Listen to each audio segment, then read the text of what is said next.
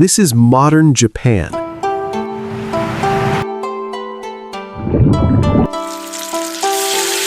A place where leaving a tip is considered an insult, where saying no directly destroys relationships, where women are banned from sacred mountains by law, and where mixing wasabi into soy sauce can offend a master chef so deeply they'll remember your face forever. This isn't some ancient civilization frozen in time.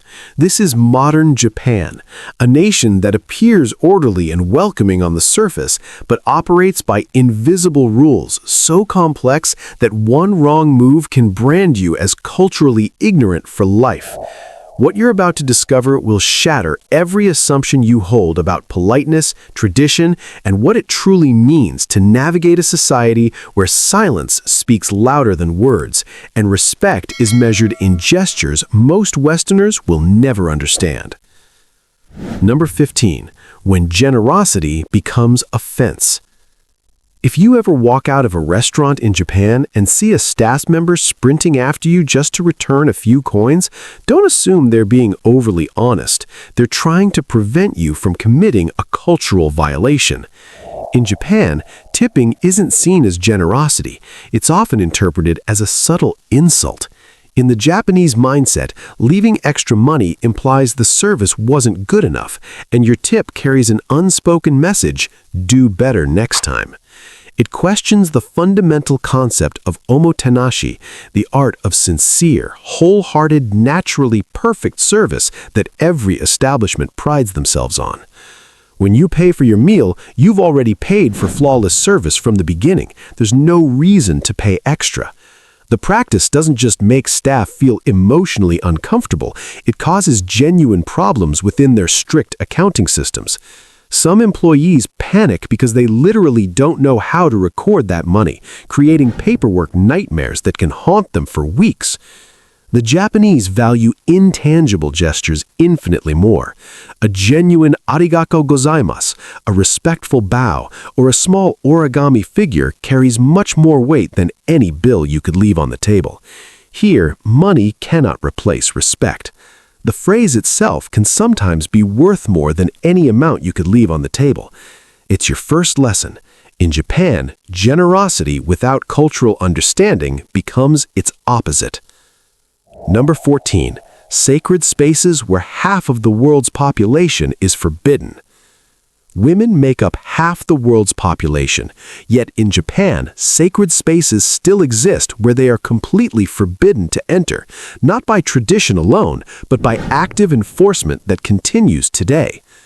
The most well-known example is Mount Omine, also called Mount Sanjo, recognized as a UNESCO World Heritage Site in 2004. For centuries, women have been banned from climbing the mountain to preserve what's believed to be absolute spiritual purity for religious training rooted in Shinto and Buddhism. The ban remains fully in effect, clearly stated on warning signs at the trail entrance. Similarly, Okinoshima Island, located off Kyushu's coast, is considered one of the most sacred Shinto sites in Japan. Only men are allowed to step onto the island, and even they must undergo ritual purification beforehand and strictly follow religious rules. Nothing can be taken from the island, even a small stone. Even the sumo ring, though not a shrine or temple, is treated as sacred space. Women are not permitted to step on the dohyo. This rule sparked national outrage in 2018 when female nurses were asked to leave the ring while performing emergency first aid on a collapsed official. Beyond that, Japanese women have faced other restrictive regulations, like the historical requirement to wait 6 months after divorce before remarrying. Various regulations that have placed heavier burdens on women throughout history. These rules reveal that gender discrimination still exists in Japan, despite major economic and social progress. The country that invented bullet trains and robotics still bars half its population from sacred mountains. Number 13. The law that stops you from killing yourself with work. Behind Japan's image of discipline and efficiency once existed a silent but crushing pressure. For many years, a culture of working to the point of collapse, known as karoshi, death by overwork, pushed countless workers to dangerous limits. Prolonged stress led many into isolation and mental imbalance. Japan was once cited as one of the countries with the highest suicide rates, with stories linked to Aokigahara Forest becoming chilling warnings for society. Faced with this reality, the Japanese government was forced to intervene with regulations that sound surreal to American ears, laws designed to prevent you from working yourself to death. Limiting overtime became not just a recommendation, but a life-protecting regulation. Programs like Premium Friday encourage employees to leave work at 3 p.m. once monthly. Companies now automatically shut off lights and computers after working hours, physically forcing people to rest. By 2026, AI and big data are being deployed to monitor mental health, analyzing typing behavior, email patterns, unusually slow keystrokes, and automatically sending alerts to senior management and HR before personal tragedies occur. It's dystopian and protective simultaneously, a technological safety net for a culture that drove itself too hard for too long.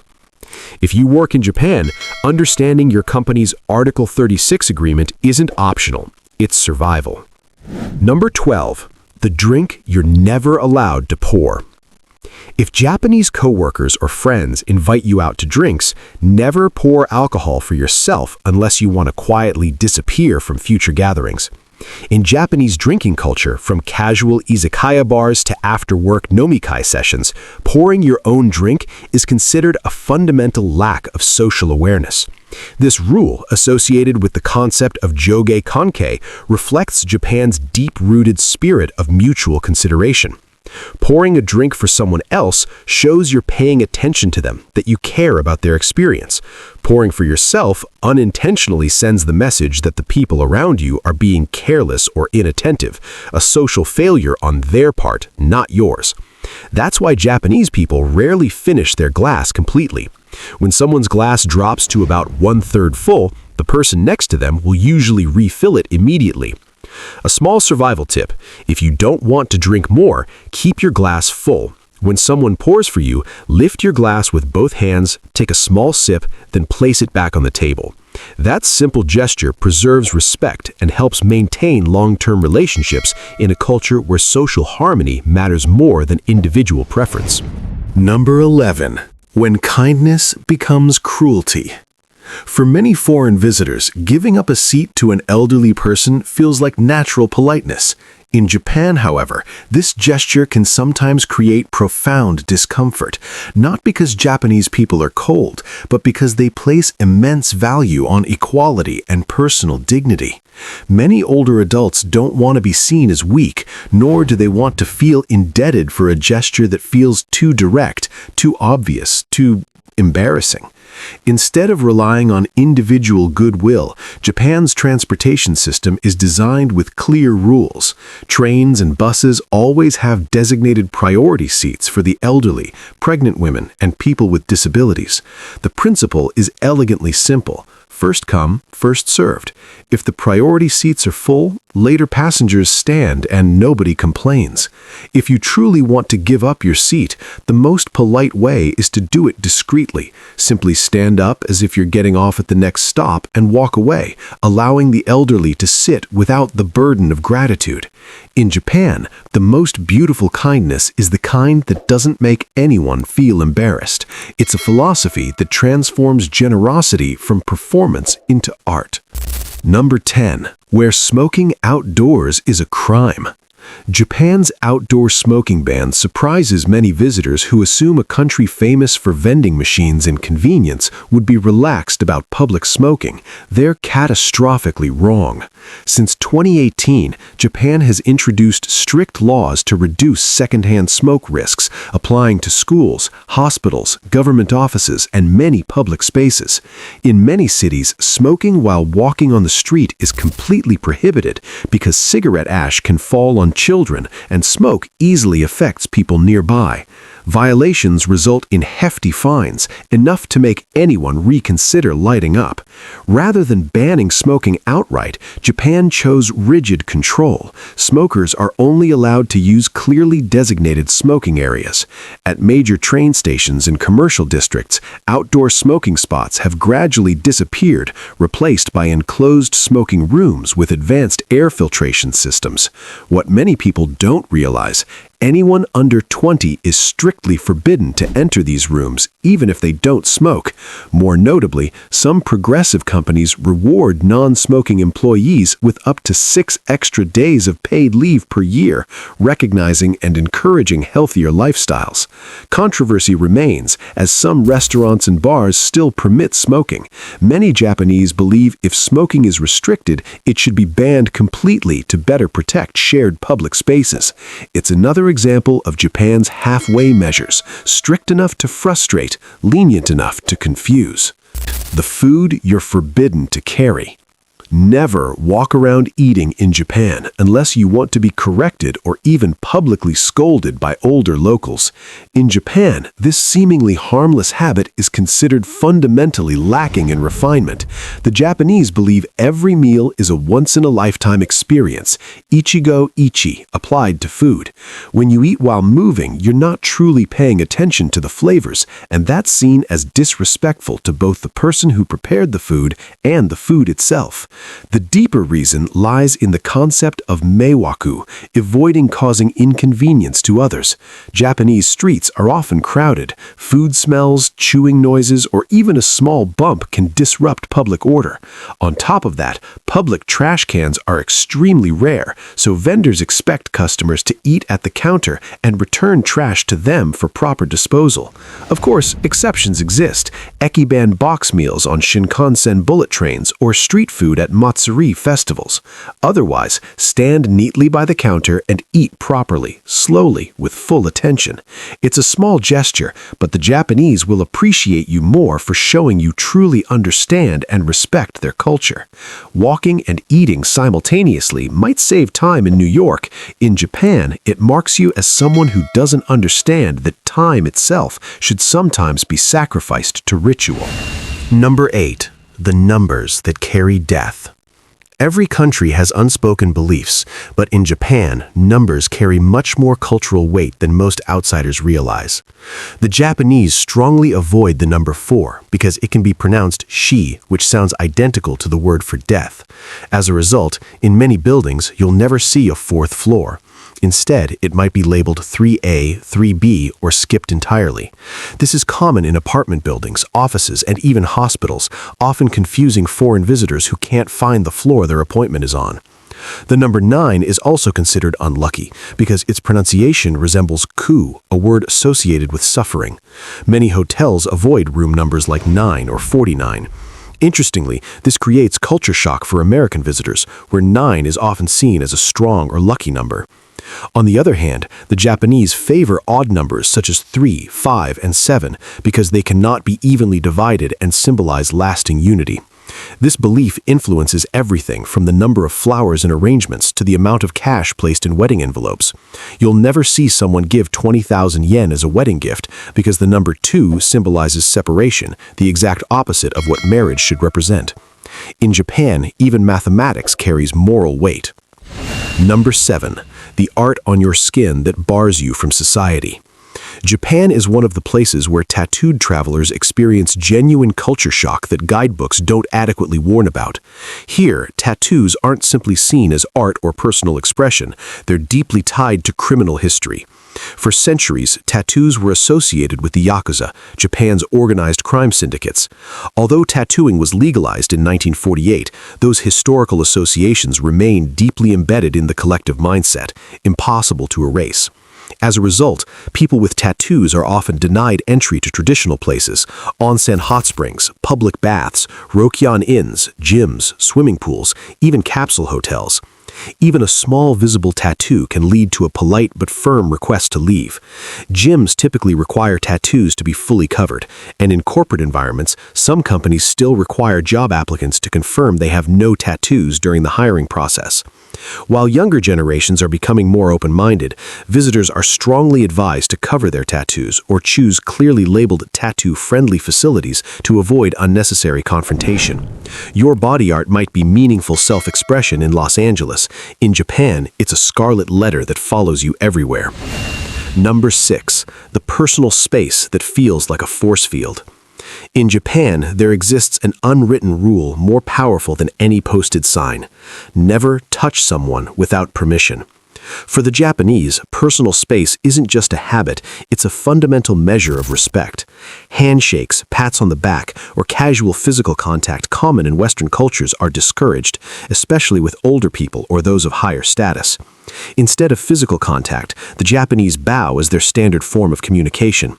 A slight bow shows politeness, while a deeper bow, sometimes approaching 90 degrees, signals profound respect. Interestingly, despite being extremely strict about personal space, Japan has one very specific exception: rush hour subway trains. In these tightly packed spaces, physical contact is accepted as avoidable, bodies pressed against bodies in ways that would be assault anywhere else.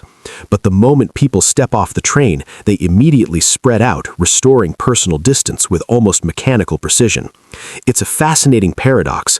A culture that treats casual touching as violation, accepts forced intimacy during commutes, then instantly reestablishes boundaries the moment the doors open. The Japanese have somehow made privacy portable, carried in the mind rather than enforced by physical space. Number 5. The gifts that destroy relationships. In Japan, gift-giving is a cultural ritual repeated dozens of times each year. Japanese people may exchange gifts on more than 70 different occasions, from New Year's and birthdays to weddings, promotions, and hospital visits. Because of this frequency, choosing the wrong gift can completely destroy your good intentions. First, gifts associated with the numbers 4 and 9 are avoided, since their pronunciation suggests death and suffering. Combs called kushi are taboo because the word sounds like pain and death combined. Fox imagery symbolizes cunning and deception, while glass items imply fragile relationships that can easily shatter. Knives and scissors are seen as symbols of cutting off relationships, literally giving someone the tool to sever your connection.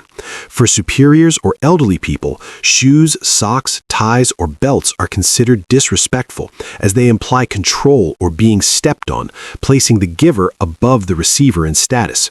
Chrysanthemums and camellias are associated with funerals and should be avoided at all costs. Even green tea must be presented in formal packaging to avoid a gloomy impression associated with funeral ceremonies. The key to refinement lies in intention and presentation. Choose gifts carefully wrapped in neutral-colored paper and always give and receive them with both hands and a respectful bow. In Japan, how you give matters infinitely more than what you give. Number 4. The Wasabi sin and the Ramen Commandment. Most tourists do this without thinking, mixing wasabi into soy sauce for convenience. But in the eyes of a master sushi chef, turning soy sauce into a cloudy brown wasabi soup ruins the entire elegance of the dish. For them, it's not just improper technique, it destroys the carefully balanced flavors of the fish that they've spent decades learning to prepare. Itamae sushi chefs recommend a very specific way to eat sushi. Place a small amount of wasabi directly on the fish, then flip the fish and lightly dip only the fish side into soy sauce. When you eat it, first you'll taste gentle saltiness, followed by the natural richness of the fish, and finally the aroma of wasabi rising through your nose in perfect sequence. In high-end sushi restaurants, you don't even need to add wasabi at all. The chef has already placed the perfect amount between the fish and rice. Adding more on your own can be interpreted as doubting the chef's skill, a silent accusation that they don't know their craft. There's another rule you've probably broken: eating ramen in silence. In Japan, silence while eating ramen is a form of criticism, even an insult to the chef. The louder the slurp, the bigger the compliment. Don't be shy or embarrassed. When you walk into a local ramen shop, slurp with absolute confidence. It's the fastest way to blend in and enjoy your bowl like a true local. The culture that demands absolute silence on trains demands maximum noise while eating noodles. Understanding Japan means accepting these contrasts contradictions without needing them to make sense. Number 3. How you sit reveals everything. In most countries, sitting with your legs crossed is normal and comfortable posture. But in Japan, this position carries an entirely different meaning that can sabotage relationships before you speak a word. In the eyes of many Japanese people, crossing your legs in public or during meetings can be seen as rude, arrogant, or even provocative. Japanese culture places overwhelming emphasis on mutual respect, and the way you sit clearly reflects your attitude towards those around you. Historically, crossing one's legs was also associated with negative imagery, criminals, vagabonds, people who didn't respect social order. As a result, Japanese people tend to choose more modest sitting positions, seiza, kneeling with legs folded under and back straight, or simply sitting upright with legs neatly together. On crowded trains, you'll rarely see anyone sitting with legs crossed. The reason is intensely practical.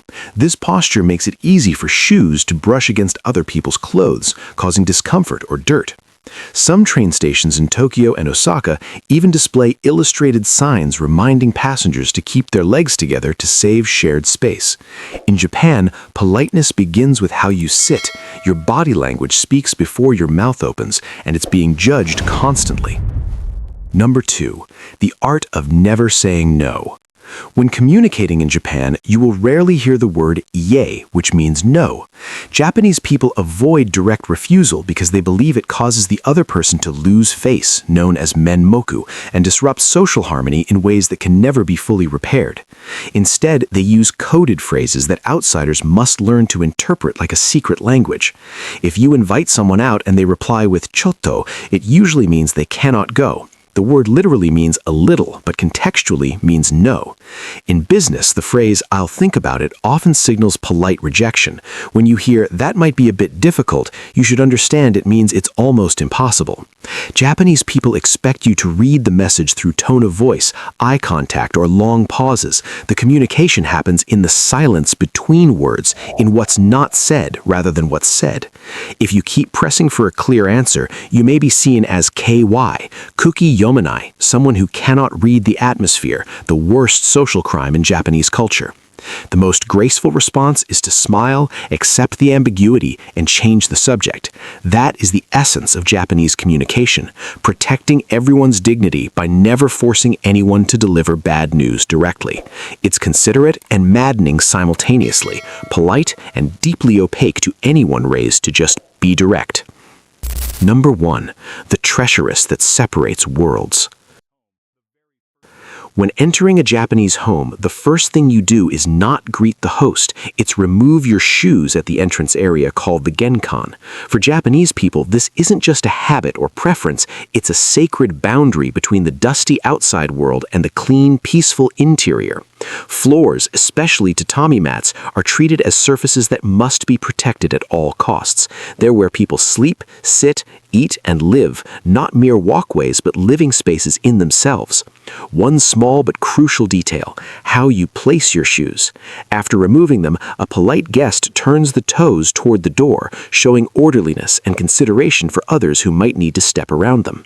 Inside the house, slippers may be worn on wooden floors, but they must never touch tatami mats. Emphasis: only bare feet or socks are allowed on tatami. There are even separate toilet slippers that must never leave the bathroom. Wearing bathroom slippers into the main house is a mortificing error that will be remembered and discussed. When visiting Japan, choose shoes that are easy to remove. You'll thank yourself when you find yourself taking them off dozens of times a day, at restaurants, temples, traditional inns, changing rooms, sometimes even at offices. The boundary between outside and inside is absolute, maintained through this single ritual repeated countless times daily.